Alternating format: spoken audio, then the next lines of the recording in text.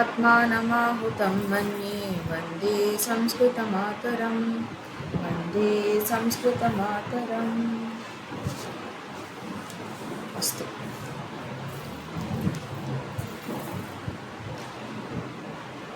the fourth chapter, a few of the Anvaya and all these things were left out. We'll finish that today.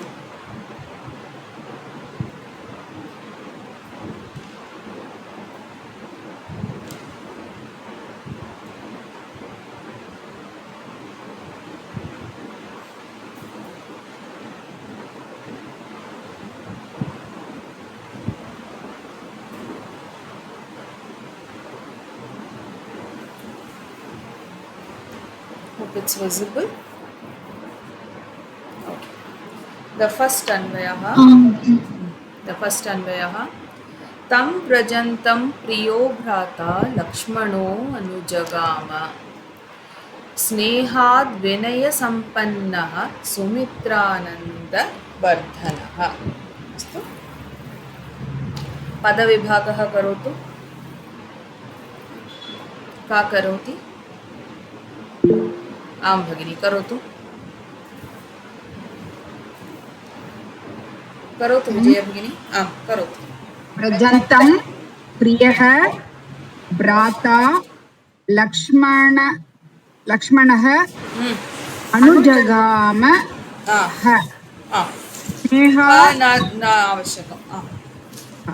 स्नेहात् विनयसम्पन्नः सुमित्रानन्दवर्धनः।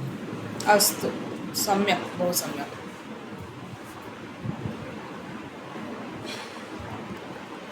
अनन्तरं क्रियापदं किम् अस्ति अत्र?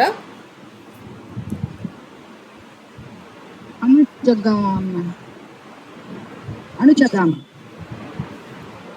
क्रियापदं किं भगिनी? क्रियापदम् अनुजगाम। अनुजगाम। अस्तु सम्यक्। प्रथमा विभक्ति मध्ये प्रियः लक्ष्मणः विनयसम्पन्नः। विनयसम्पन्नः सुमित्रानन्दवर्धनः। करेक्ट। द्वितीया विभक्ति मध्ये तं व्रजन्तं द्वयोः। पंचमी मध्ये स्नेहात्। अस्तु अन्वयः कथं भवति? विनयसम्पन्नः सुमित्रानन्दवर्धनः प्रियः भ्राता लक्ष्मणः स्नेहात् तं व्रजन्तम् अनुजगाम इति किल? All these things are what? विनयसम्पन्नः, सुमित्रानन्दवर्धनः, प्रियः, भ्राता, लक्ष्मणः. All these are विशेषणं for what? भ्राता, प्रियः, सुमित्रानन्दवर्धनः, विनयसम्पन्नः are all विशेषणं for what? Lakshmanah. Correct. Very nice. For Lakshmana, all are in Prathama Vibhakti, you see. When everything comes in Prathama Vibhakti, so we know this, right? So Lakshmanah is the Visheshya Padam. And all the others that are in Prathama Vibhakti are the Visheshanam for Lakshmana. Okay. Here Pratipadartha, the meaning Vinaya Sampannaha means humble. Vinaya Gunayuktaha, Vinaya Sheelaha, anything you can say. Sumitranandavardhanaha, Sumitrananda means the son of, isn't it? Son of Sumitra. Okay. Nandavardhanaha, it means Sumitra Anandavardhanaha. So he is such a person, Lakshmana is such a person who is enhancing or who is increasing the joy of Sumitra, right? Because obviously he is her son. So मातुः सुमित्रायाः प्रियकरः, मातरं सुमित्रां सर्वदा सन्तोषयितुं पुत्रः इति। प्रियः भ्राता लक्ष्मणः, Rama's dear brother Lakshmana. Ramasya Priya Anujaha. Sorry, there's a typo here. Priya Anujaha Lakshmanaha. Snehat. Snehat ityukte Bhratra Snehat Karanat. Okay. Snehat, out of affection. Okay. Tam Brajantam. Tam Brajantam. Who was going to the forest? Who was going? Rama. So Rama was going to the forest. Tam vanam gachantam Ramam. Anujagama. Anugatavan. Oh, correction did not appear. Okay. Accompanied. Or he followed. Yeah. Okay. So that is what. So Anvayaha is this. Tatparyam kim bhavati atra? Lakshmanaha Ramasya Priya Anujaha. He was very dear, isn't it? Lakshmana was very dear to Rama. So Lakshmanaha Ramasya Priya Anujaha. Saha Vinayashilaha. He was very humble, isn't it? Matuhu Sumitrayaha Priyakaraha. Very he was one of the very what do you say? He was the favorite of Sumitra, Mata Sumitra. So he was the darling of Sumitra, who gave her lot of happiness. So yada Ramaha vanam gantum sajjaha abhavat tada Lakshmanaha prasade sukham bhoktum vicharam api na sahitum shaktavan. So when Rama was about to go, when he was ready to go to the forest, that time Lakshmana, he could not even think about staying in the palace. Okay, that itself was something that he could not bear. He could not bear the thought of it, that he would be living in the palace and his brother would be suffering in the forest. So he was that type. Bhratru sneha karanat yatra Ramaha asit tatraiva vasitum ishtavan. So because of his love for his brother, so what he decided, wherever Rama was, he will also be there only. Okay, that is what he wished. Ataha Ramena saha vanam gantum nishchitavan. So he decided to go along with Rama. Yadyapi Kaikeyi Ramam eva vanam preshayitum ishtavati tathapi Lakshmanaha vanam prati Ramam anugatavan. Even though Kaikeyi wanted only Rama to go to the forest, not Lakshmana, right? But still, Lakshmana, he could not leave his brother and stay. So that is why he also followed Rama. He accompanied Rama. Okay. So this is the Tatparyam. So is this clear, this one? This Anvayaha? Shall we move on to the next one?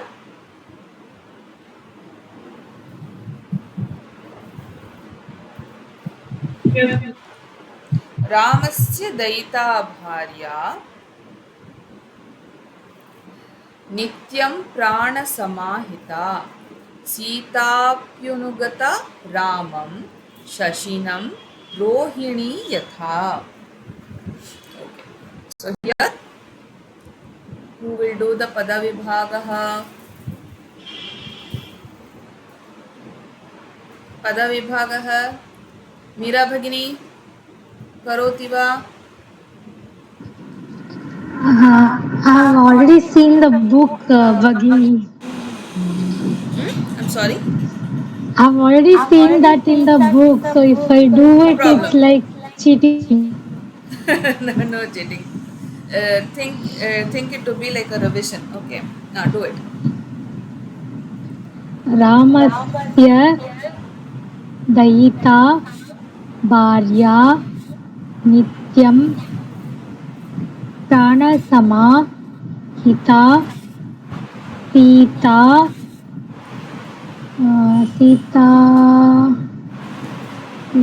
Pyangata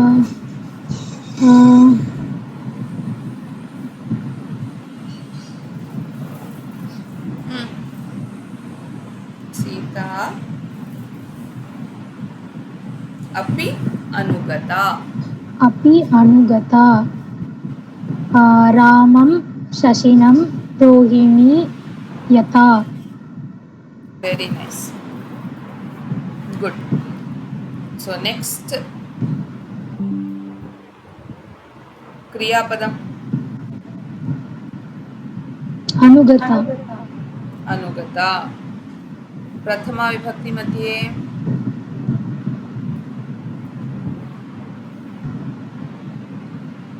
भार्या हम्म,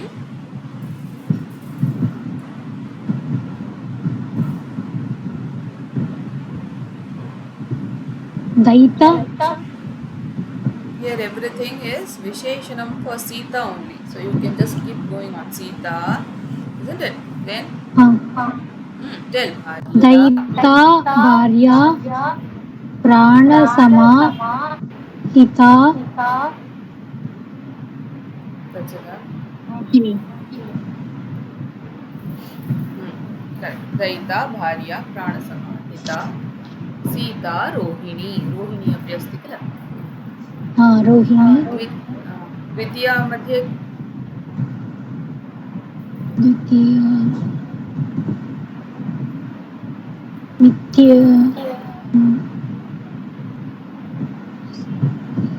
सीता अपि अनुगता रामं हम्म, शशिनं शशिनं रामं तदेव. षष्ठी रामस्य रामस्य. Then अव्ययम्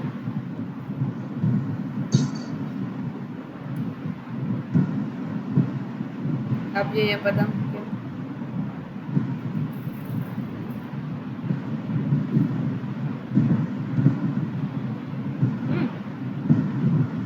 नित्यम् अपि यथा. नित्यम् अपि यथा. अपि यथा. ओके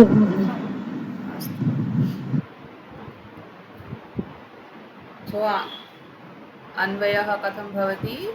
रामस्य दयिता नित्यं प्राणसमाहिता भार्या सीता अपि यथा रोहिणी शशिनम् अनुगता तथा रामम् अनुगता. So here रामस्य दयिता भार्या. So रामस्य दयिता भार्या इत्युक्ते Rama's beloved wife, रामस्य प्रिया पत्नी. नित्यम always, सर्वदा always. Pranasama, like his life, isn't it? She was like his life. So Pranatulya. Hita, Hitakama, well-wisher. Sita was Rama's well-wisher. So Hitakama, well-wisher. Sita api, Janakasya putri Janaki api. Yatha, just like. Shashinam, Chandram, moon. Anugata, Anugachati, followed. So here the Tatparyam is what? Sita Shri Ramasya Priya Patni Asit. Sa Ramasya Jivanam Hitakama cha Asit. So Shri Ramasya Patni, Priya Patni was her beloved wife of Shri Rama. Sa Sita. The Sa is for Sita. Ramasya of Rama. She was what? Life. Jivanam. Not only that, she was also the Hitakama. She was the well-wisher. Sa Ramam Vina Prasade na sthatum ishtavati. So she did not want to leave her husband and stay in the palace. Okay. So she did not want to be without him. So यथा चंद्रस्य पत्नी रोहिणी तस्याः भर्तारं सर्वदा अनुगच्छति. So like the moon's wife, Chandrama's wife, Rohini is there. Rohini, she never leaves Chandra. She is always with him. Okay. And always follows him. So in the same way, Sita api Ramam anugachati. So Sita also followed Rama in the same way. So what is the comparison that is being given here? It's given as Chandrasya Patni, the moon's wife, Rohini. Rohini Devi always follows Chandra, always follows Chandra. So, in the same way, Sita also followed Rama. Yatra Ramaha asit tatreva sa api sthatum ichhati. So, wherever Rama was there, she also wanted to be only in that place. So that is the Anvayaha. So in this chapter, we saw in the first Anvayaha that Lakshmana's feelings. So he did not want to leave his brother and wanted to stay only with Rama. Similarly, here in the second one, Sita also, like Rohini, she wanted to be always following her husband. So she did not want to leave her husband. So here we saw both of them. Then finally what happens is both of them leave for the forest along with Rama. That is what it is. Okay. So next is other things. I think we'll have to skip a lot because we are already running out of time because we started the classes late, So so Anuvada Padhati and all those things, I think you can do it on your own. Shlokaha, tradition that we will just see. Yena Baddho Bali Raja Danavendro Mahabalaha. Then, did we do this last class?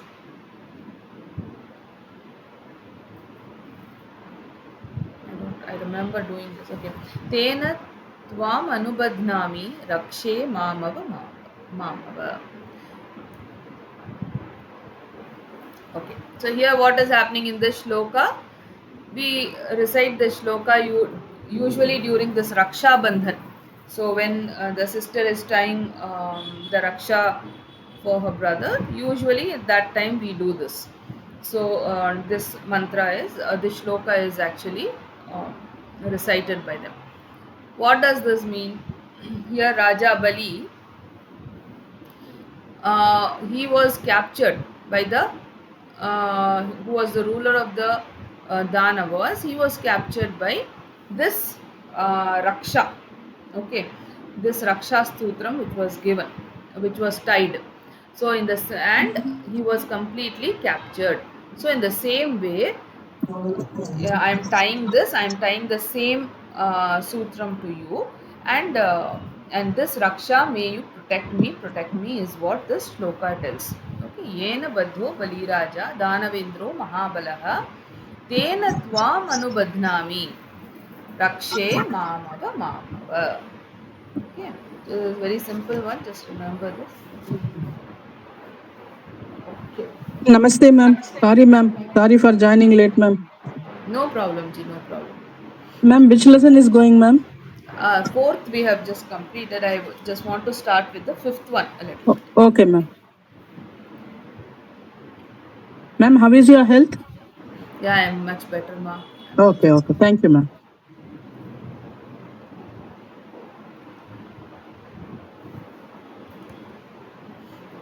Mm,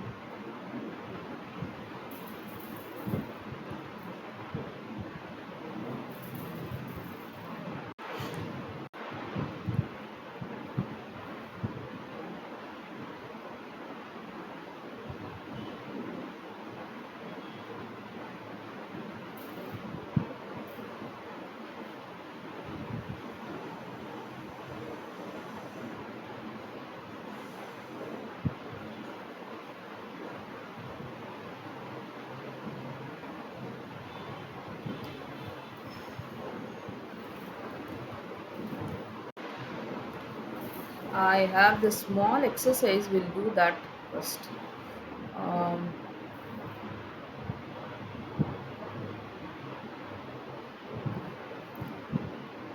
Let's do a small revision and then we'll go to the fifth one. Okay. Ling lakare parivartanam kuruta. So the first one. Let's see how many of you remember. Balakaha hasanti. Who Who will say? Vijaya Bhagini vadatu. बालकाः हसेत् हसेत् Enama? Balakaha हसेयुः haseyuhu. Very good. Good. Balakaha haseyuhu. Okay. Next one. पुस्तकम् उत्पीठिकायाम् अस्ति. का वदति? भवेत् न एकनिमिषम्. वृन्दा भगिनी वदति वा? पुस्तकम् उत्पीठिकायाम् अस्ति. लिङ् लकारे परिवर्तनं करोतु. अस्ति, does it come like that? Asti will become what? स्यात् अस्ति santi. If it is plural, it will become santi, isn't it? Ma'am, no ma'am. I'm sorry ma'am. Let somebody else tell ma'am. Okay, no problem. Ka vadati. Who is going to do this? पुस्तकम् उत्पीठिकायां भवेत् Sorry, couldn't hear. पुस्तकम् उत्पीठिकायां स्यात्. Good. पुस्तकम् उत्पीठिकायां स्यात्. अस्ति लिङ्लकाररूपं स्यात् इति भवति किल? बालिका क्रीडाङ्गणे क्रीडति.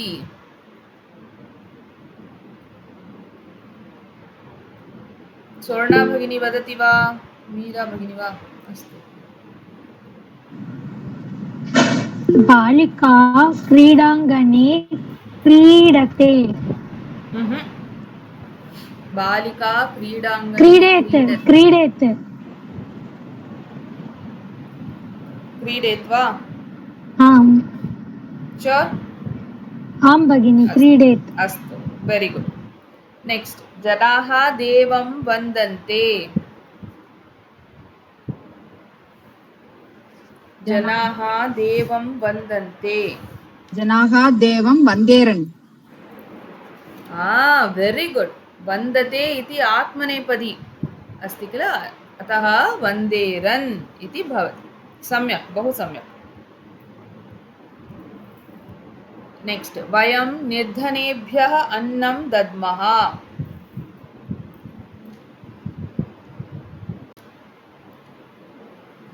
अन्य कोऽपि अपि प्रयत्नं करोतु भगिन्याः, प्रयत्नं करोतु.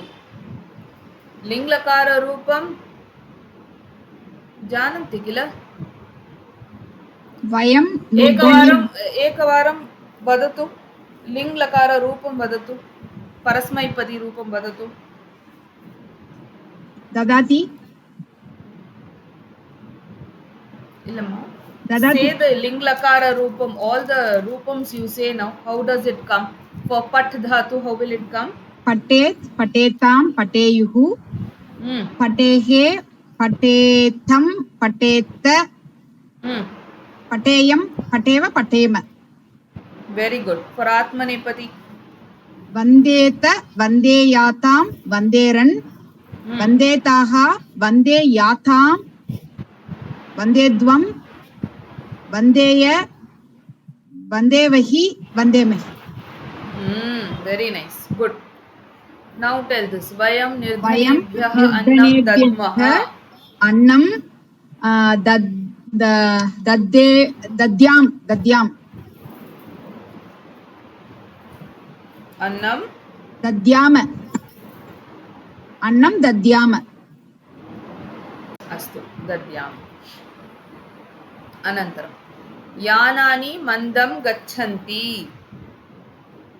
गच्छेयुः न यानानि एकनिमिषं मन्दं विजया गच्छन्ति। भगिनी, एकनिमिषं विजया भगिनी, अन्य कोऽपि करोति वा?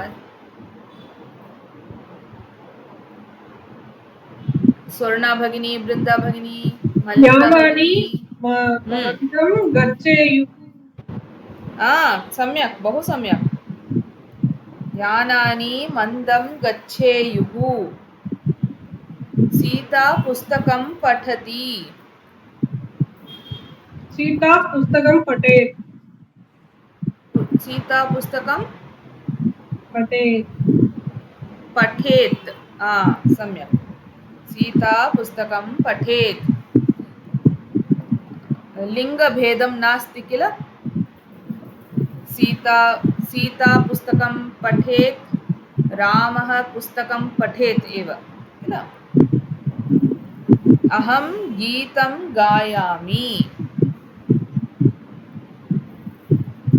मीरा अहं भगिनी, गीतं गायामि।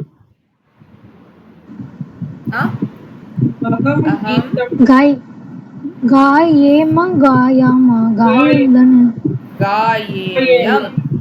गाये।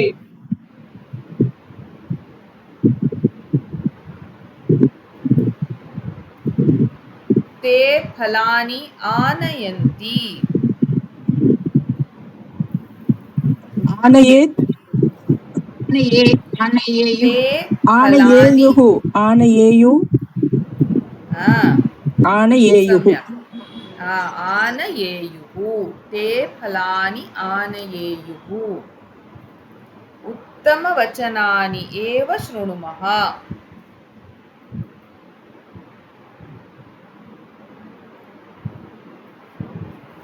शृणुमः। उत्तमवचनानि एव शृणुयाम। शृणुयाम। शृणुयाम। सम्यक्। उत्तमवचनानि एव शृणुयाम। अस्तु, सम्यक्।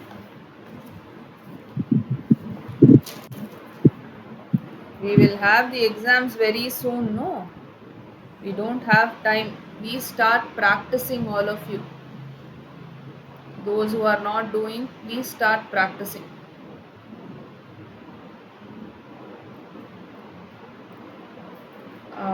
I will share the second.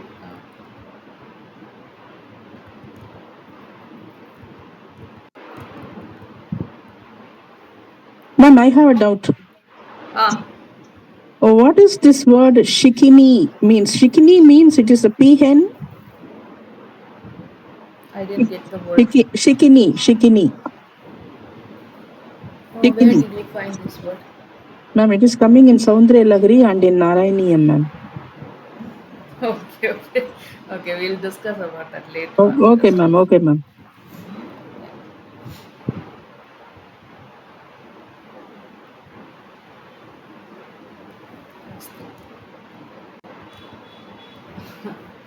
Okay, here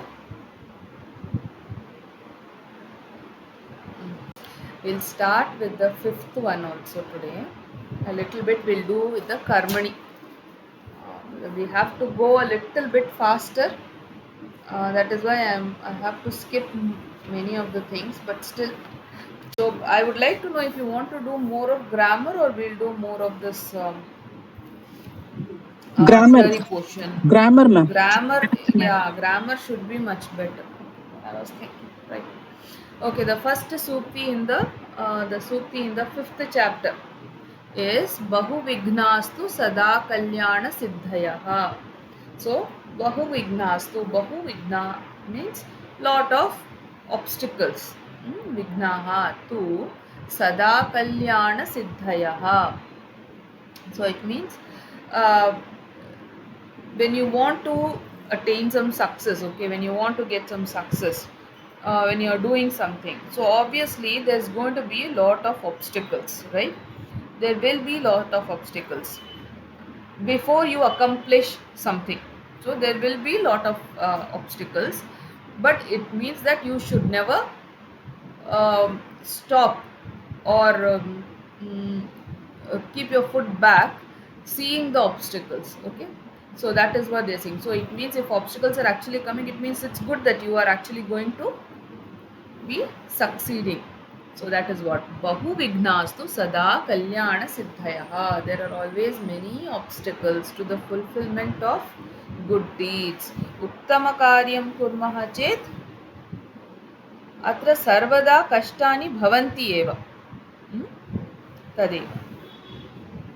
Okay, so we'll start with karmani. So this karmani prayogah. So till now we were doing what kartari prayogah eva. Balakah pathati, balakah patham pathati, ramah vidyalayam gacchati iti. Everything was kartari prayogah eva. So in kartari what happens? We have a sentence here, balakah patham pathati. Here balakah is in what vibhakti? It is in prathama vibhakti, right? Patham is in dvitiya vibhakti.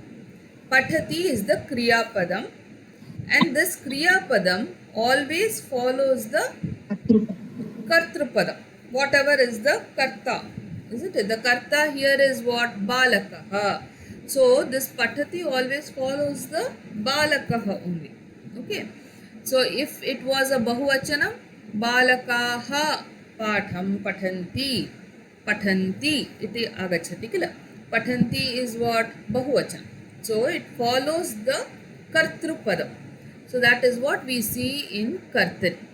In karmani what we see? Balakena pathah pathyate.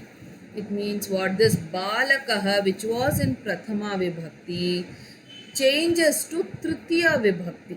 So balakah becomes balakena. Patham, the karma padam, patham, which was in dvitiya vibhakti changes to prathama vibhakti, that is pathah. Okay, and pathati has the karmani prayogah. We have the other the case pathyate iti kriya padam bhavati. Here the kriya padam karma padam eva anusarati. Atah eva karmani iti nama. Karma padam eva anusarati. Okay, kartari madhye kriya padam सदैव कर्तृपदमेव अनुसरति. कर्मणि मध्ये क्रियापदं कर्मपदमेव अनुसरति. अस्तु. So we have this small formula kind of thing. In kartari it is always 1 to 1. What is 1? 1 is prathama vibhakti. The karta will always be in prathama vibhakti. 2 is karma padam. That is always in dvitiya vibhakti. And pathati will always follow the what? Kartrupadam. Okay. So that is why we say 1 to 1. Here what happens? The balakaha will change to tritiya. So 3 and then we have 1, that is prathama. And then here pathyate follows the karma padam, which is pathaha. Ataha pathyate iti. Astu. This much is clear? Yes, ma'am. Be very, very sure of this. Okay, now it looks easy. Slowly you might get confused. Okay, just a second.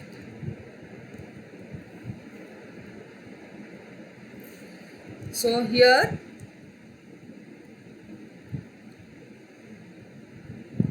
we see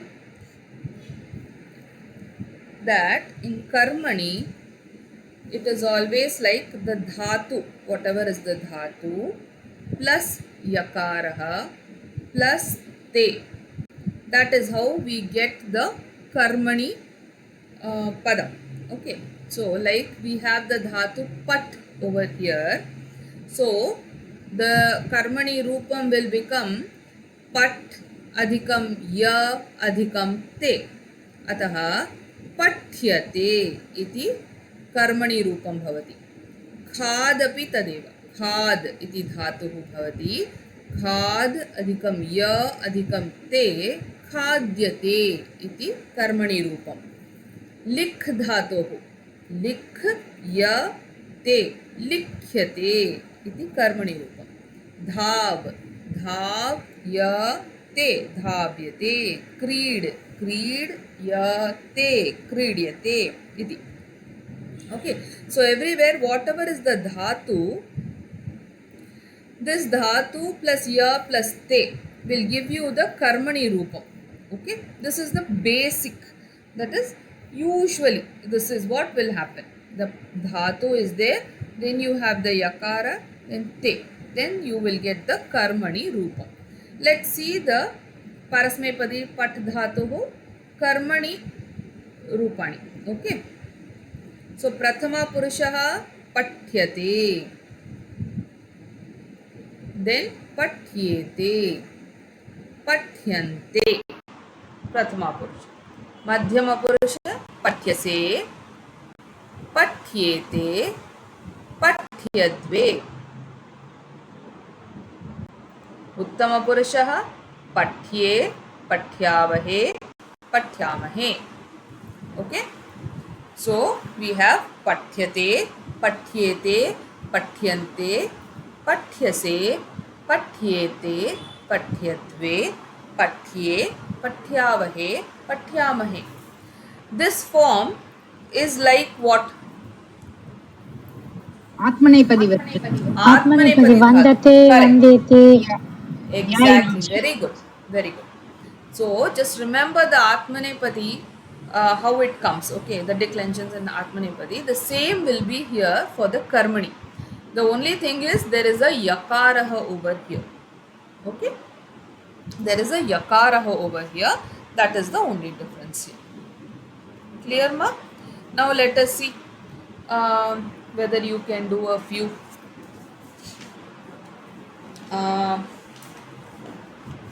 do it for what else dhatu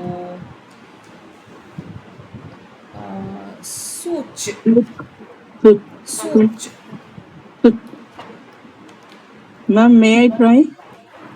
yes please such It is suchyate, suchyete, suchyate sucyete, sucyante, sucyase, sucyete, sucyadve, sucye, sucyavahe, sucyamahe.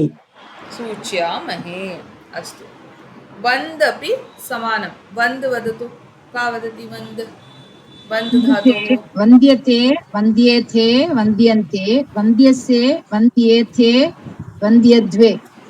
Vandye, vandyavahe, vandyamahe.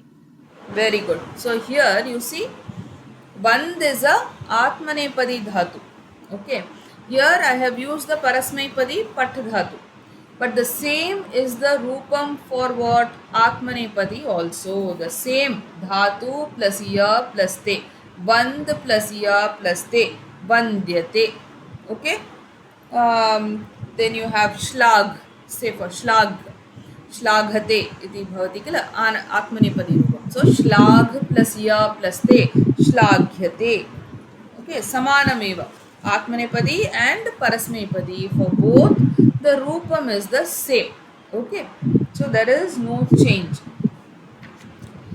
Here if you have your textbooks can you please take out your textbooks. Ma'am, in Tamil book it is 112, ma'am. In Tamil book, lesson number 5. In Tamil. In English, I think it is 81. Please accept. Okay. Brinda Bhagini, Bhavati eva arambham karotu. Balakena pathyate. Iti bhavati kila. I should change it to Kartari. Change it to Kartari. Balakah patati. Very good. Next also read. Janakena गम्यते जनकः what come गम्यते what comes there? Gam dhatu. Gam dhatu is what? लट् लकार रूपं कथं भवति गम धातुः? गच्छति. गच्छति ओके हाँ, जनकेन गच्छति. गच्छति Sorry, जनकः गच्छति. जनकः गच्छति सीतया लिख्यते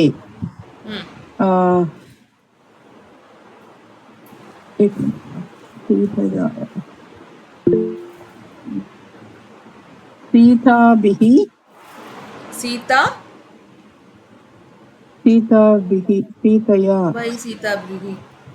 okay right This is in Tritiya. So 311 I told. No, 311 should become 121 is what I told. 1 2 means So Sita. one is what? One is what? Sita. Sita. Sita One लिखति again. लिखति Sita likhati. Sita That's लिखति it. देवक्या सूच्यते Devaki सूच्यति Devaki सूच्यति suchati. Okay. Next. मित्रेण खादते मित्रं खादति Khadati. Okay. So here you understood, right? So Yes. here we have understood that the Tritiya should become what? In Prathama. Isn't it? Then Pathyate, the Karmani, we will change it to Lat Lakara root. Okay? So this is clear. Take the next page now.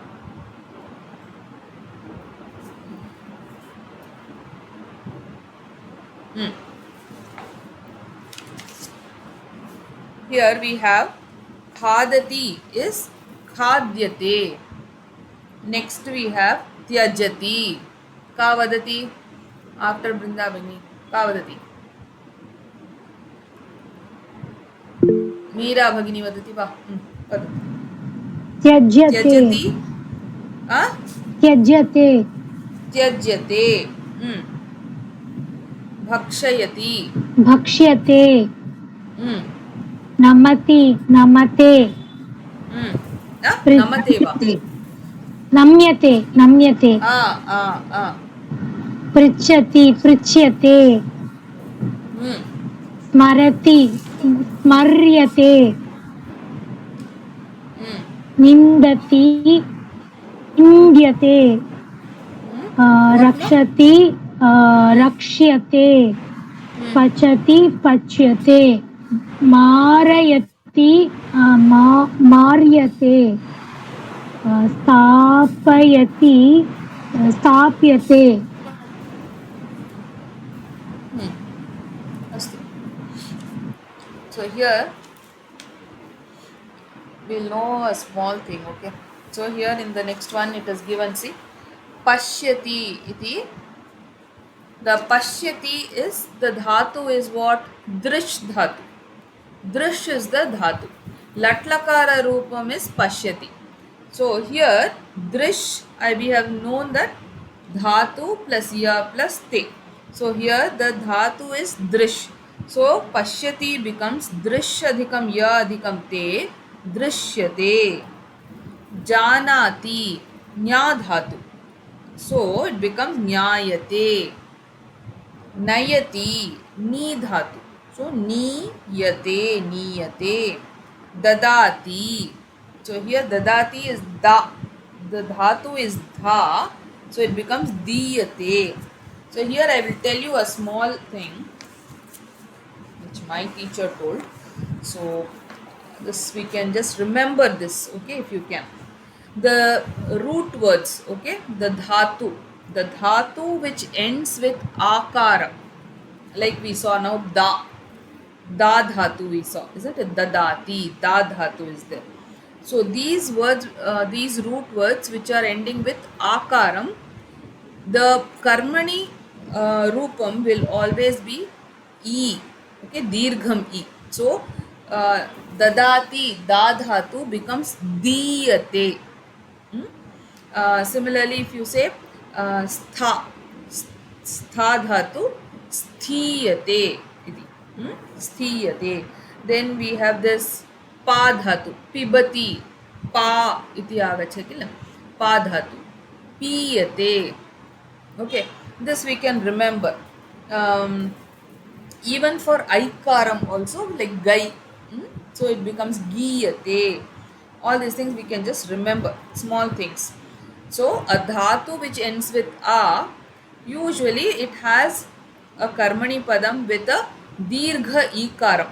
Okay, da is diyate, stha is thiyate, then what else? Pa is piyate. Gayate. Pib- Pibati is the latlakara rupam, but we say piyate. Similarly, the words, the root words, the dhatu, which has this rikaram ending, that usually the karmani rupam will be a ri. Ri will be there. So, for example, kru dhatu, karoti, kru dhatu, illa? Karoti becomes kriyate. Kriyate.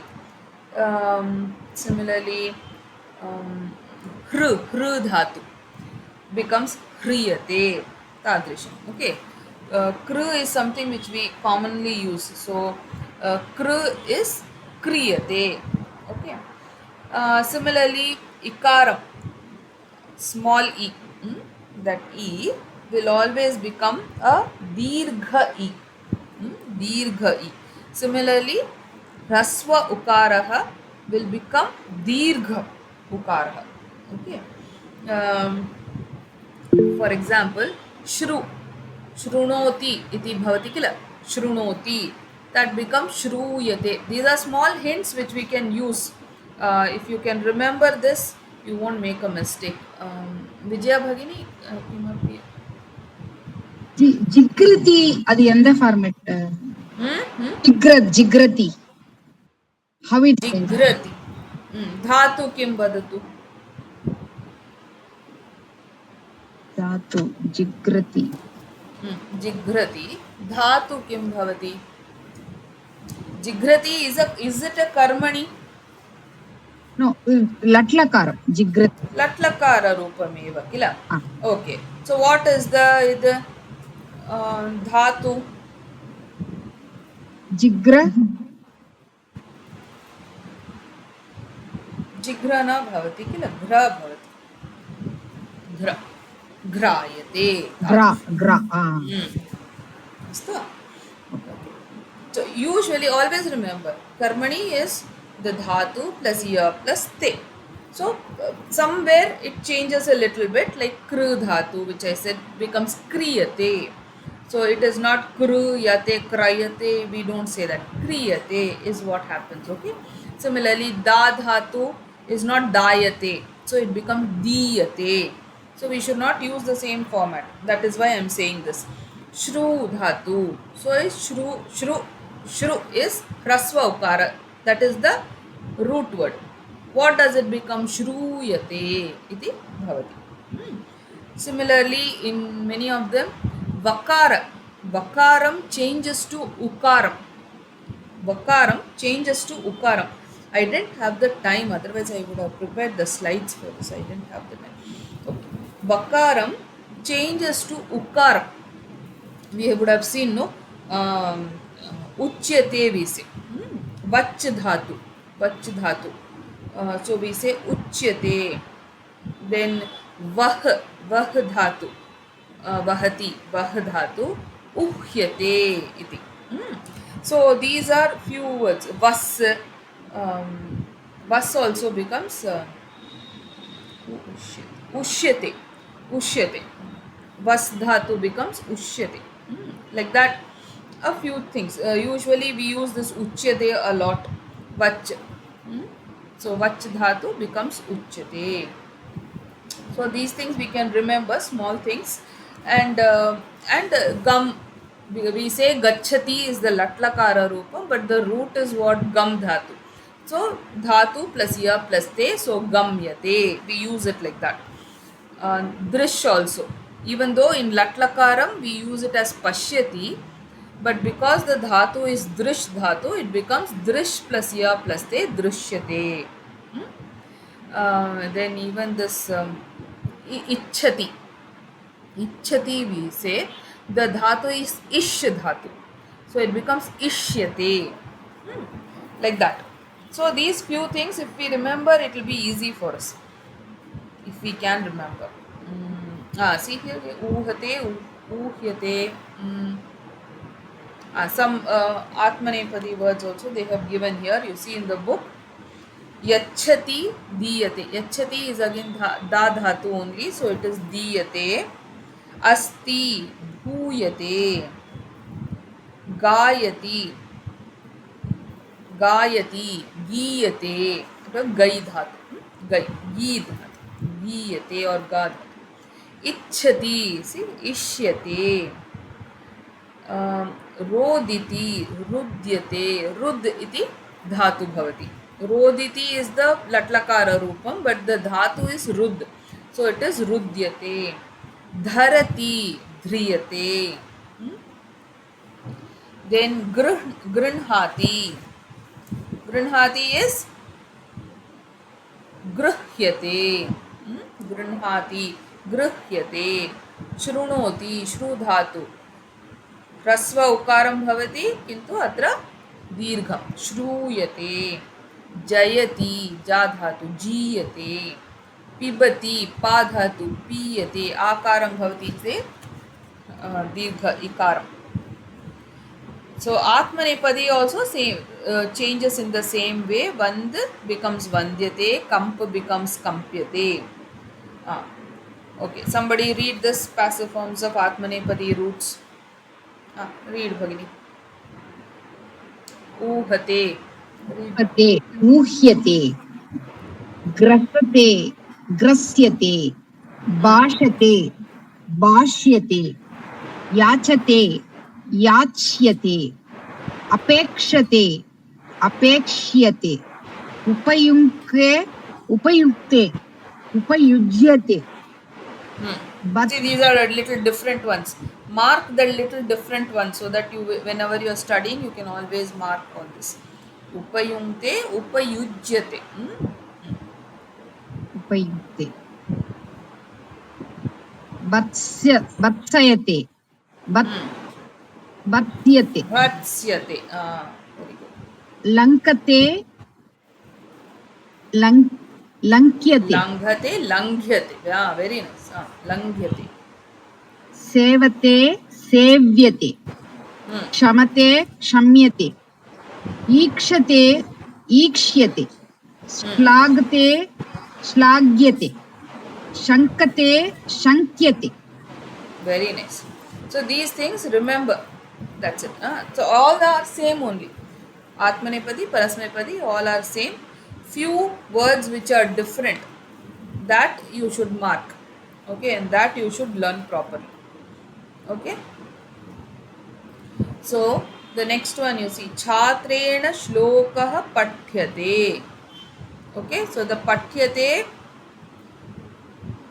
what is karma padam anusarati. Karma padam kim atra?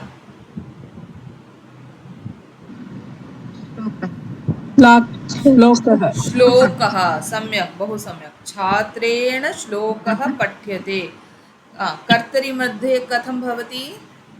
छात्र श्लोकं पठति.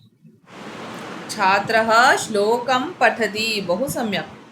अनन्तरं see this one. अर्चकेन पुष्पाणि अर्प्यन्ते.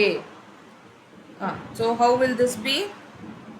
See here, अर्च्यन्ते. बहुवचने अस्ति किल? अर्प्यन्ते. Why बहुवचनं here? पुष्पाणि. पुष्पाणि. Pushpani. Pushpani is bahuvachanam, but archakena, that is only one. Okay, ekavachanam eva. But Pushpani is bahuvachanam, that is why arpyante. So change this to karmani, kartari. अर्चकः पुष्पाणि अर्प्यति. Archati. Very good. So next one. महिलया शाटिकाः शाल्यन्ते, अत्रापि बहुवचने अस्ति, isn't it?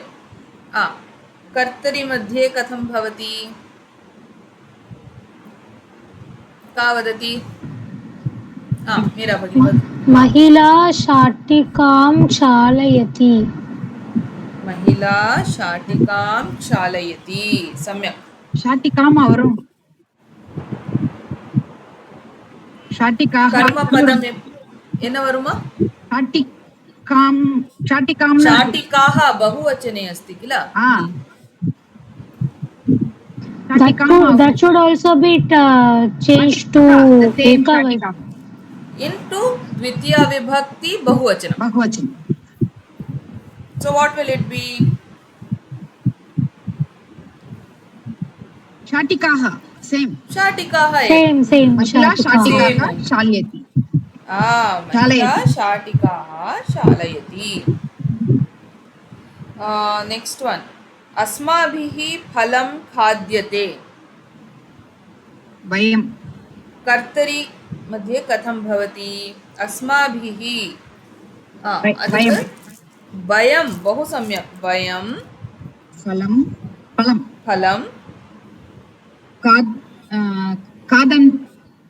खादन्ति. वयं खादामः, वयम् अस्ति खादामः. सो वयं फलं खादामः.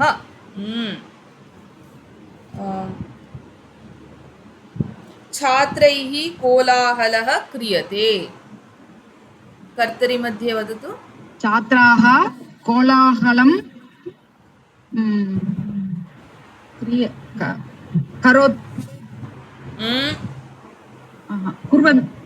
कुर्वन्ति. छात्राः इति बहुवचने अस्ति, अतः कुर्वन्ति. वृंदा भगिनी, श्यामला भगिनी, स्वर्णा भगिनी, why so quiet? मया गृहपाठाः लिख्यन्ते. मया अहं वेरी गुड. पाठान् गृहपाठान् लिख्य अहम् अस्ति, अतः लिखामि. अहं गृहपाठान् लिखामि. नेक्स्ट वन, भवता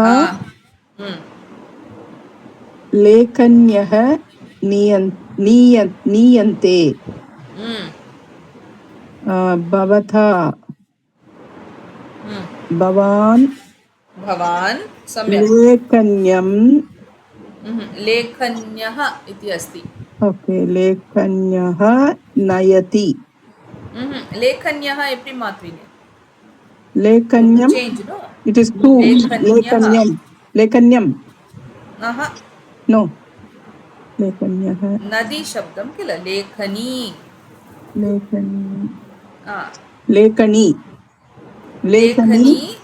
नयति. लेखनी वरादि. लेखन्यः बहुवचनरूपं किल. लेखनी शब्दस्य बहुवचनरूपं. लेखन्यः, नदी, नद्यः इति. What comes here, ma'am, then? So what will come here? What was the form I said? Karmani will be 3-1-1. Sorry, Karmani is 3-1-1. Kartari is 1-2-1. So 1 we have already done. Bhavan is already done. 2 you have to do, no? Lekhanyaha. You have to change it to 2. Dvitiya vibhakti bahuvachanam lekhani. What will it be?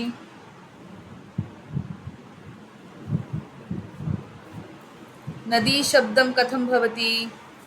नदी, नद्यौ, नद्यः, नदी. Tail.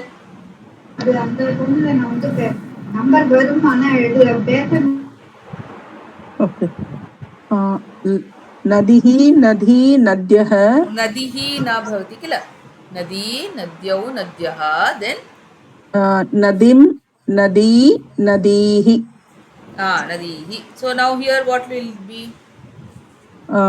लेखनीः. Very good. So Bhavan, lekhanihi. What will it be next? Niyante becomes nayati. नयति सम्यक् बहु सम्यक् understood. Yes, ma'am. So like this you can practice these one. The last one we'll do one and then we'll finish it. Bhaginya anujah shamyate. Swarna Bhagini vadatu. Bhaginya. Always remember this. 1 2 1 will change to 3 1 1. If it is 3 1 1, change to 1 2 1. You remember that, then it will be easy for you. Tell Bhagini. Bhaginya. Swarna Bhagini. Bhaginya.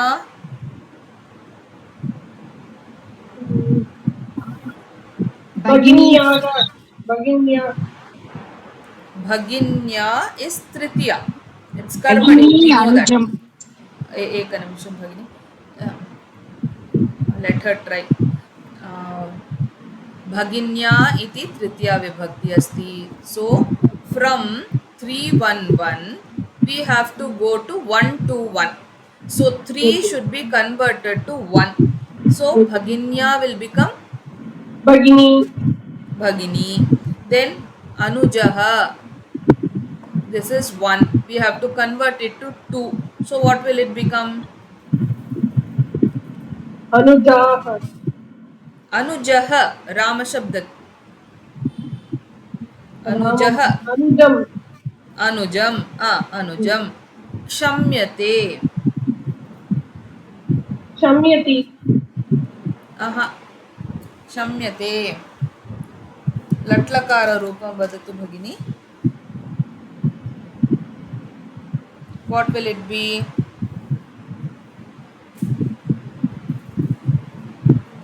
Is this a Parasmaipadi or Atmanepadi? Atmanepadi. It's an Atmanepadi. So how will the Rupam be? Shamyate. Shamyate na bhavati kila. Meera Bhagini vadatu. Shamate. Shamate. Bhagini Anujam Shamate. Iti. Practice this. This is very important topic. Practice this. So we'll wind up here today.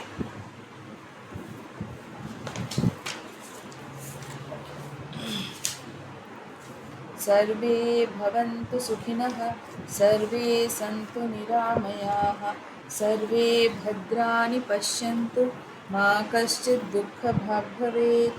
ॐ शान्ति शान्ति शान्तिः. हरिः ॐ श्री गुरुभ्यो नमः.